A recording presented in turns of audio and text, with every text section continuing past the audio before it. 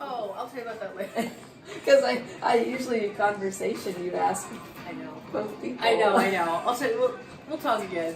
Yeah, I mean, my mother was an amateur actress, and just for fun. My father was a photographer. I mean, not for a living, but they're both very artistic. So my brother and sister were too. So we all kind of did something. So music is my thing. I've been a singer all my life and do all kinds of things with that. So yeah, the arts. I love the arts. We're lucky. 'Cause I don't know now.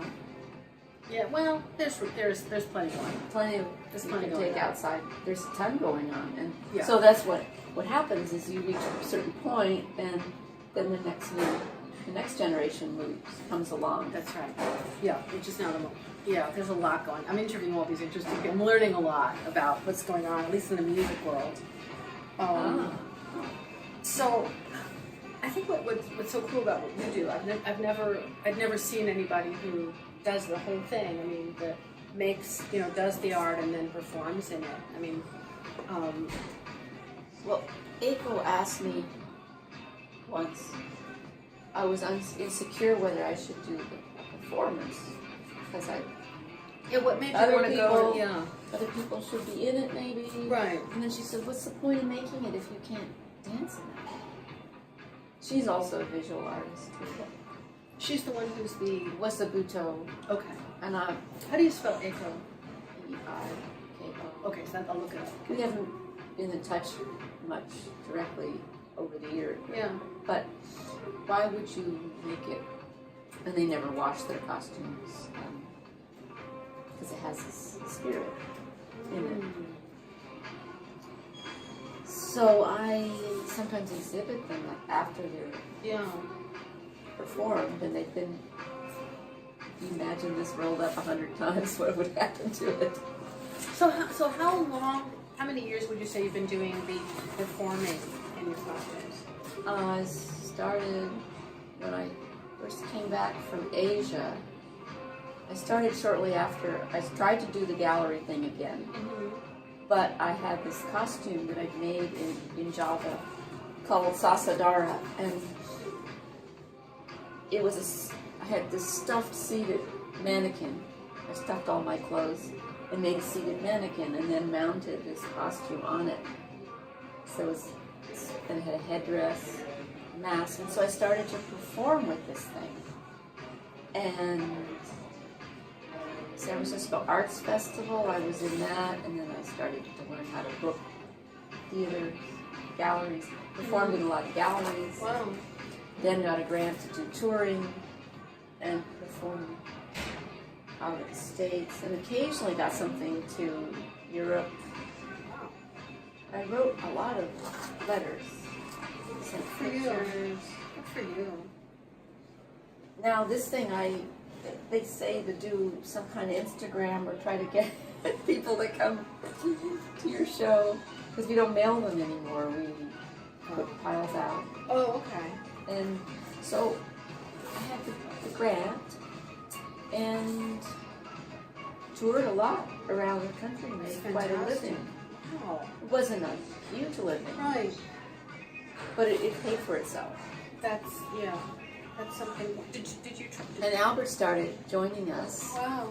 Joining me, he does the lights for the show. Yeah, I was going to ask you, like, do you, for the show now, you're doing the lighting, and I mean, the videos that I watched, it was part of the magical quality of it, I thought. You know, I don't want to say aside from the beauty of the costume and your movement, was the lighting. I mean, I showed it to a friend of mine, she went, she's the lighting designer. I add a few words here and there, but okay. it's like, you know, it's her total concept. Okay. And I run the lighting board. Okay, great. And That's over the lovely. years I've said, you know, I really think that's too dim, Okay. but basically it's her thing. Okay. So, but I do run the lighting board, and It's lovely that you I can, know, Which is a I know what she skill. bet. wants. You know, when she's changing the costume, I know how to bring the lighting Right. down so it's more subtle. Kind of very, her whole performance is not very in your face. It's kind of, you gotta reach out for it a little bit. yeah, And she likes it to be mysterious. it is. Sha Sha's done things like, in the middle of the show, the music stops. for maybe 2 or 3 minutes, and that's a long time for Yes, the it audience is. to look around. They Right. think maybe the electricity's gone off. Right. And then she Maybe I starts could the ask same them to piece of put it- music again backwards to drive everybody nuts. I mean, she has her own sense of how she likes to do things. And I have a lot of respect for individual art, Yeah. so I do suggest things Lovely. occasionally. Yeah. But she's a lighting designer, Okay. and she should take all the credit for the total thing. Right, Because right, that's, right. Yeah. You know, But it's nice that you can work together. Oh yeah, yeah. That's And- really nice. It's like my director. That's well, wonderful. I mean, I see a lot of it, and I go, you know, that isn't working. Like, for instance, in the gallery setting, where you're not in a rig theater, like the Throckmorton is pretty good. There's a stage, so you kind of have to look up, but you can see her. Yes. And she likes to work sitting down occasionally. Well, if Yes. you're in a gallery, We asked like them. last time we were in the Fort Mason situation, Yeah. we were in the firehouse, and it's flat. Mm-hmm. So, and they had 2 or 3 rows of chairs lined up. So if she's sitting on the ground, the only people who can see her are in the first row. Yeah. And so, you know, I encourage her to say, look, you can't ask an artist to be creative unless they have the right format to do their art. So a theater is pretty essential, a rake theater, you know, so that when you Yeah. just sit down, people can see it. Yeah. You know, Sure. I kind of emphasize that often. Yeah. She'll perform anywhere, but it really is a deterrent in some respects. It's not necessarily. Yeah, I understand that. Yeah. And then I think the most recent video you sent me did have projected artwork. Mm. We had some of the drawings projected. So are you going to be doing that at Fort Mason? It's kind of cool. It was a little room, right? It was a smaller I don't room. remember. And there was an angle of, like, I took some of the puppets and I shined them in front of it was just by accident, actually. No, I mean, it was like, it looked like there was a background screen or something, and there were projections. It was. Yeah. This was the recent one. Yeah. At the art and At design the- school in Pasadena. Yeah. Yeah. So you're going to do that? Yeah, they might not have a beautiful screen there. Well, they do actually have a beautiful screen. You can project it on a curtain too. Yeah, it works on a curtain. It's designed to be caught with my props. My props, I hold them up, Yeah. and or my wings are white, or different colors of gold I'm making. Yeah. So it's supposed to be caught on the wings. Oh, okay. And that room had a white wall Okay. behind it, so it just got a different effect. Okay. And those are your drawings. Yeah. That's cool. I mean, you're sort of getting into all this multimedia, and it's kind of fun. It just adds to the whole. And then also the background, the music, and all that. You put that together.